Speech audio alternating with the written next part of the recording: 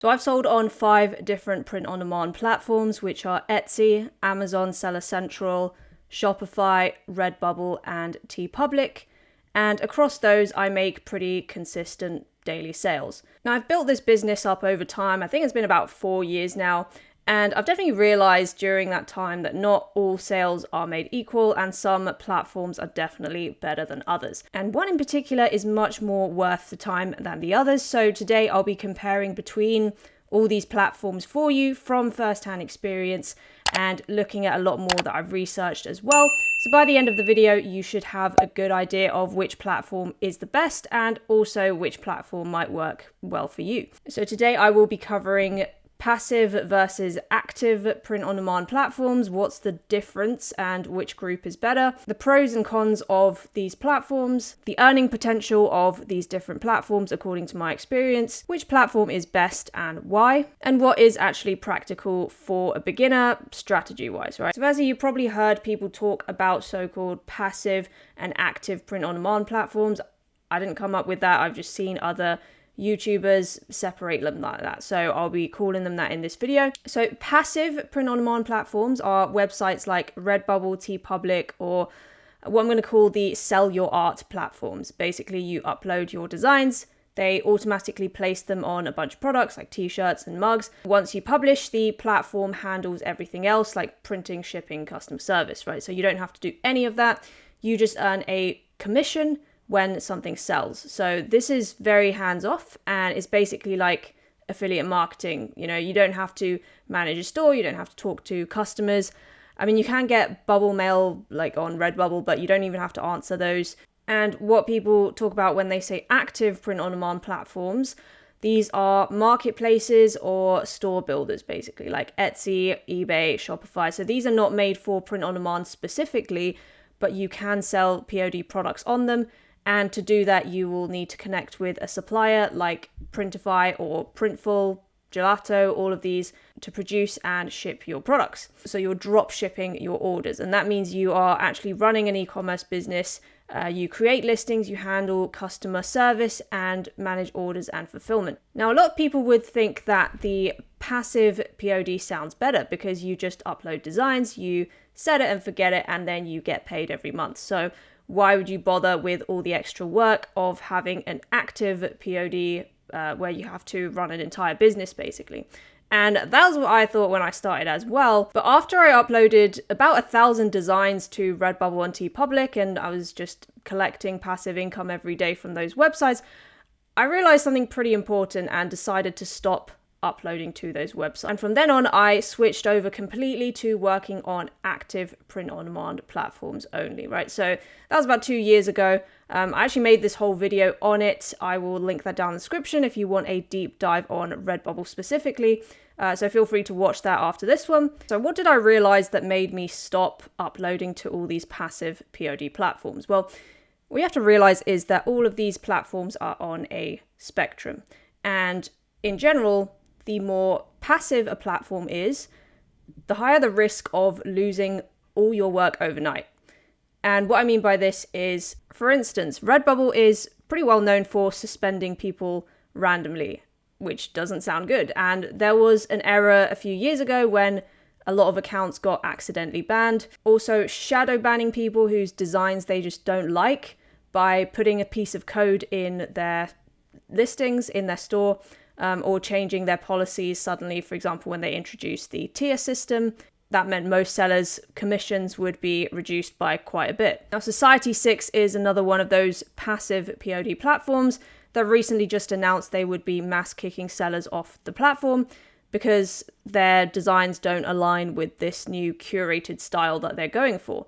And some of these sellers have been collecting passive income from this website for years, and they've been, featured in promos and newsletters, and this just happens to them out the blue. So I have done a video on that as my previous video, and I'll link that in the description as well if you're interested in Society6 specifically. So all these platforms are on this spectrum. Now consider this the effort spectrum. So as we move to the right of this line, the more sort of laid back and easier it is to get started and maintain your passive income, but also the easier it is for your business to just go click and disappear because of some random decision made by a company that's not in your control, right? And it's happened so many times before and will happen again. So let's call this platform risk. Now, secondly, another spectrum.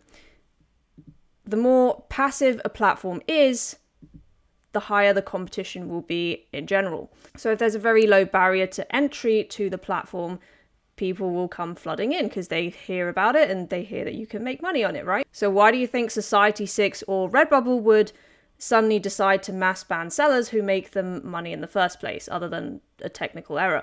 Well, it's not going to be for no reason, and that reason is because there's too much spam on the platform, too many people competing on it. So now I don't think competition is necessarily a bad thing, because if you know how to do research, it lets you see what's working better, actually, because in this business, every design is a mini experiment to find out what clicks with the market. And if thousands of people have done all that testing for you, you can just sort by bestseller, see what sells, and then focus on those niches, right? The problem comes when the increased competition increases the spam as well, and that in turn increases the platform risk and reduces the visibility for your products, right? Because your design is going to be buried on page 17,000 under all the other crap that people are mass uploading, and the customers have just too much variety to choose from. And final spectrum, the more passive a platform is, the less overall control that you have. And this links in with my first point about the fact that they could suspend you at any time, but this is more general. So even if you don't get kicked off, your sales could go down, your profits could go down, not because it's your fault. If the stock of the company like Redbubble's tanks, then if they're not treating customers properly, they're not delivering the orders, then your sales will tank along with this business. Now, it's impossible to have 100% control over a print-on-demand business just because of the nature of the business. Like, unless you want to buy your own factory, hire people to print and ship products, and make your own social network like Facebook so you can advertise on it, then you are still getting even then you're still getting like raw materials from different countries, so you're dependent on the supply chain. So it's just a ridiculous idea to suggest that you could have that much autonomy over a business. Again, this is a spectrum, so the more right-sided you are to this line, the easier your business is affected by these small changes. So in combination, because of the high platform risk, the high competition, and the very low margins and low control, these passive platforms are not very scalable. And if you ever want to exit it, it will be extremely difficult. Most sane people, if they just did a few minutes of research on something like Reddit, they would know that it's insane to buy a Redbubble store, even if it was like in the top 10 of Redbubble stores, right? Next, let's talk about earnings potential for all the platforms. Now, I've got to split this out because in theory, if you promoted really hard on social media, spent $1 billion on ads, you could earn like unlimited money from any of these platforms. So I have to separate it out into without marketing, so that's SEO only, and with marketing, so that's doing your own social media, paid ads, email, whatever, right? So firstly, without marketing, if you literally just upload designs and put keywords in the titles and tags, the earnings potential looks something like this. So we've got, Shopify, WooCommerce down at the left, and then the higher ones are like Etsy, Amazon, TikTok Shop. So there's really no correlation between active and passive here. It's just the more traffic the website gets, the more likely you are to make sales without doing anything. And I've got to say, Etsy and Amazon, despite how competitive they are, they have fantastic organic reach. I made like 20k revenue a month in Q4 on Etsy last year without using ads. Made like 20k a month the year before that as well. So they get a lot of shoppers and I can just sit back and enjoy that traffic. Obviously varies throughout the year. Most of the money is made in Q4. Now, Amazon FBM consistently does all right. No paid ads either on my part, just organic. But I obviously haven't put that much time into it compared to Etsy, but I'm pretty happy with the results so far, even though the sign-up process was a massive headache and they had these stupid automated forced shipping settings, but that's for another video. At least it's made its return on investment. Now, with Shopify, most of my organic Shopify traffic comes from Google SEO, or more recently, the shop.app Marketplace, which is this secret marketplace. I don't think many people know about it, but it's for Shopify products, and I've gotten a few organic sales from there. But overall, the Shopify sales are pretty measly compared to the other platforms. However, all these website builders like Shopify, WooCommerce, Wix, they have built-in SEO tools, and they're more trusted by Google, at least from what I've seen. It's still a better bet to rank than coding an entire website yourself, unless you are an expert in that, right? However, with marketing, so that's social media or paid advertising, the highest earning potential will always be on your own website with your own domain. And the reason for that is higher profit margins that you can control, and you can customize your website to do upsells and cross-sells. The products are isolated, so you don't have competitors' products to choose from, but also you are building a brand and asset by collecting customer data. So when you get a customer, you can collect their email address and remarket to them and make more sales for free. Now, these other more passive platforms do not give you customer information, or in the case of Etsy, you can get emails, but you're not allowed to email them, or you might get banned. So the higher profit margins come from the fact that you're selling the same product, but because the platform isn't taking a massive fee, the only fees that you have to pay are like the Stripe or the Shopify fee, which is much smaller. You can keep a lot more of your profit. In terms of platform risk, unless you are doing something very illegal, you're probably not going to get banned from your own website. And even if you do get banned on one social media channel, for example, your Meta ads account gets banned, you can still promote the product on another channel without having to start your entire business all over again. And best of all, when the time comes, you'll actually be able to sell this brand because you own your customers, your domain, and you can own your products. A business buyer will be confident that your business will not just disappear one day out the blue, right? And if you're looking to create print-on-demand designs that actually sell, make sure to check out Kittle, which is a design tool specifically with print-on-demand sellers in mind.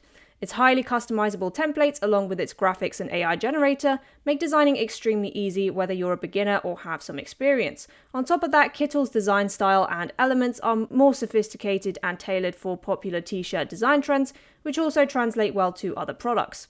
Now, unlike tools like Canva, which cater to a broader audience, Kittle is focused on meeting the needs of print-on-demand sellers and commercial merchandise sellers. Plus, it's a web-based tool, so no downloads are required. Kittle has very clear and transparent business licensing, and you can confidently use edited templates or AI-generated images for commercial purposes. In contrast, Canva has faced concerns about the origins and licensing of some of its graphics, which can leave you unsure if they're fully safe for commercial use. But Kittle completely eliminates this worry, making it my go-to platform. If you'd like to try it out today, there is a free plan to explore the platform before you commit. For 25% off your first month or year off a pro or expert plan, use the link in my description and enter code TIAYT, that's TIAYT, at checkout to claim your discount. Thanks to Kittle for sponsoring this video. So considering all that, what is the best platform? Well, before I reveal it to you, I want to make a disclaimer, which is that if you are completely new to print on demand, you haven't made a single sale yet, don't worry about all of this stuff, right? The most important thing is to get started on any platform that sounds good to you and take your first sale. I think the worst thing that can happen from me making this video is putting people off starting. Like, if you think Redbubble sounds the easiest because you can just make an account and upload, just go for it, because any platform you try will build those skills that will help you sell on other platforms. For instance, I personally started on Redbubble, which is a much more passive platform. I learned not only how to do graphic design, but how to design things that will actually sell, and also how to research, do SEO. And Etsy taught me how to create product images, use a production partner, and all of those really important key skills that you need whichever platform you're starting on. So if you really want to make print on demand work, then selling on these other platforms is not a waste of time. I think you just need to know when to move on, and you can use any experience as a stepping stone towards the final goal, which I'll be talking about later. And it also gives you a bit of diversification as well, which is always helpful. I mean, I'm not going to reject any money that comes my way. The most important thing as a beginner is you just need to make a sale, because that's the point when you can actually prove to yourself that you have the skills necessary to run this business, right? And that's why I make all these videos about, top 20 print on demand websites or whatever, because I think it's helpful to see the variety of options. Maybe some platforms are not going to be good for everyone. And not everyone is in the position to run an entire business. I don't want to stop anyone from getting their foot in the door, making a bit of side hustle cash from any of these platforms, right? But once you've maybe made like 100 sales, I think that's the point where you can be pretty confident that you know how the business works. It is time to switch. Now, the best platform is any store builder, which allows you to attach your own domain and build an email or SMS list, right? And in my opinion, as of today, there's two options that stand out for print-on-demand sellers, specifically because you don't want to be designing a really fancy website, you just want to get up and selling. And those are Shopify or Fourth Wall, which is a completely free alternative to Shopify. It's not as customizable, but it definitely does the job of letting you have a store. Now, I really wish that I would have started a Shopify store before I started on Etsy, because not only would my products have more time to rank in Google SEO, I would have had way less panics when Etsy suspended my account for no reason like 3 times last year. And it's probably going to do it again this year. So take that as a learning point from my journey.